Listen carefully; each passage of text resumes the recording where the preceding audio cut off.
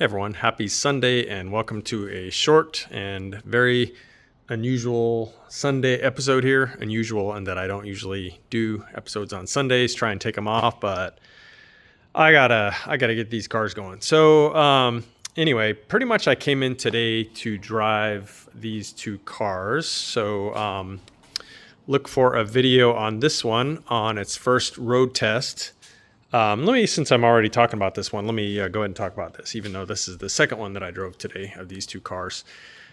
This thing is killer. This motor runs so good, that fuel injection system. So again, thanks to AJ Sims over at LowBugget. It's the fuel injection system he makes in conjunction with FiTech. And this system is just awesome. So smooth, runs great. Just for anyone who's not familiar with this, let's just take a quick peek here. So it's a dual system, IDF sized throttle bodies, so individual throttle bodies, basically one throttle body, one throttle plate per cylinder. And then you can see the fuel injectors there outboard, so they're more or less like pointed down.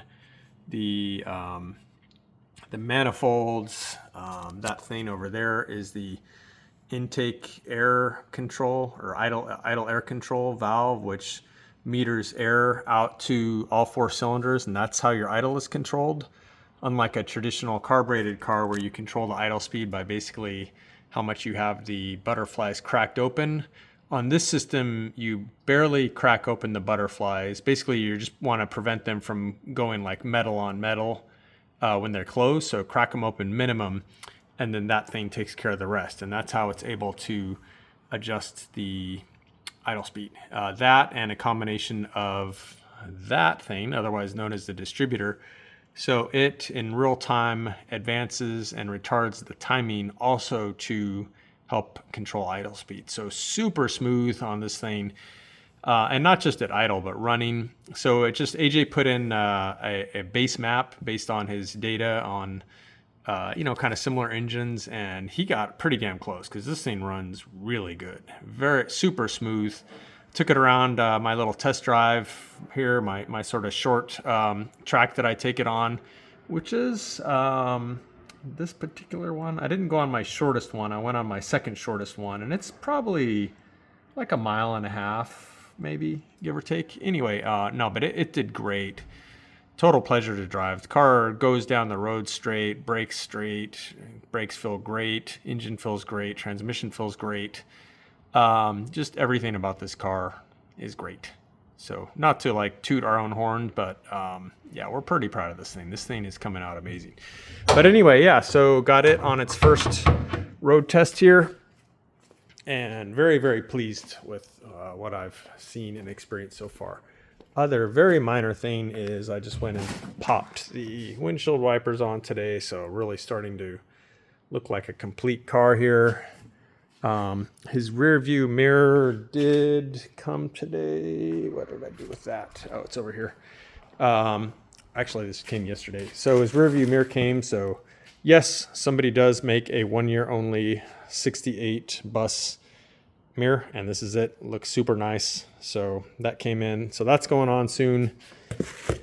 And yeah, like I said, I'm kind of focusing more though on the mechanical stuff of the car, the running, the driving, etc. Things like gas filler caps and the seal back there on the deck lid and the seal on the cargo door there. Those are relatively easy, straightforward, albeit time consuming in some sense things to do. So wanting to go ahead and check the mechanical stuff first, because that's the stuff that's potentially like very time consuming if there were any issues. And so far, I don't see any issues at all. We just need to put some more miles on this thing, let the ECU do its learning, and then make some adjustments to it. The ECU, right now, I feel like the accelerator pump circuit is maybe a little overly rich or overly aggressive, because when you initially kind of like tap the throttle or turn the linkage back here, it like kind of bogs a little bit.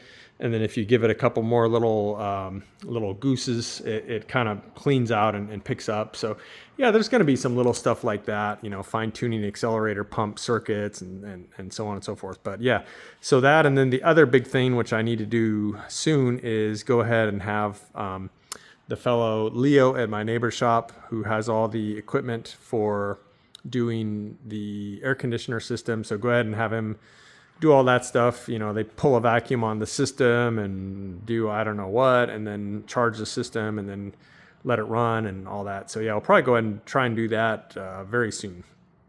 In addition to, some of these kind of like dangling little things that need to be done. And in addition, put some more miles on this beauty. So that's that one. Awesome. So this one is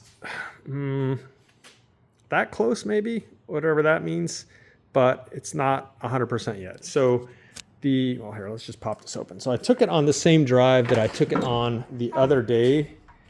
And I don't know if I showed you this before, how much oil it had back here, but it was a lot. And now I don't even know if it kind of shows up. It's hard to see, but it's there. And so I'm a little disappointed because I thought that the breather box, which I installed yesterday, was going to take care of it, but it's just not quite there yet. And so kind of talking to a couple other people and bouncing some ideas, and all any of us can think of now is that the pulley and or the sand seal, so this is the press-in type sand seal, so you can see that aluminum kind of ring right there. One or the other, or I suppose possibly both of those, are defective, because that pulley should not leak, especially now that the engine is really well ventilated and stuff like that. So either the actual snout on the pulley, which is what goes into the seal, maybe Brian Roth mentioned, hey, maybe that thing's out of round a little bit, something like that could do it, where it's not forming a seal, 360, or the seal itself maybe is, this is an IMPI product. And so, sometimes IMPI's quality control is not really where we'd like it to be. So again, I don't want to point fingers until I pull it apart and know what's going on. However, based on experience of myself and many others, sometimes IMPI's quality control can be a little lacking. So who knows? But probably tomorrow, Memorial Day, and of course I'll be here again. So I'm working 7 days this week. Well, I guess, yeah. Anyway, 7 days this week plus the holiday next, I don't know. Anyway, I'm working a bunch trying to get these cars going for these nice folks that are having us build their bitchin' rides. But anyway, yeah, so when I come in tomorrow, Monday, I'm going to go ahead and pull this thing, inspect it, take some measurements, probably just go ahead and replace the seal itself, and then hopefully that's going to do it. I'll take it on that same long drive, which includes a combination of hills and, kind of freeway speed and some 6,500 RPM romps through the gears and stuff like that, and see if it's still puking out oil. I'm pretty sure at this point something is defective with the seal, and that's the bane of my existence at this point. So tomorrow I will get back on that and probably take this thing for another drive. I got to get this ECU learning its ECU stuff. So anyway, I believe that is it for today, guys. Short episode, pretty much just talking about driving these two cars. And that's it. So hope everyone's Memorial Day weekend is going well. I hope you guys aren't working all weekend and Memorial Day like I'll be working. But that's it for today. So I will see you guys tomorrow. Thanks for watching. Bye.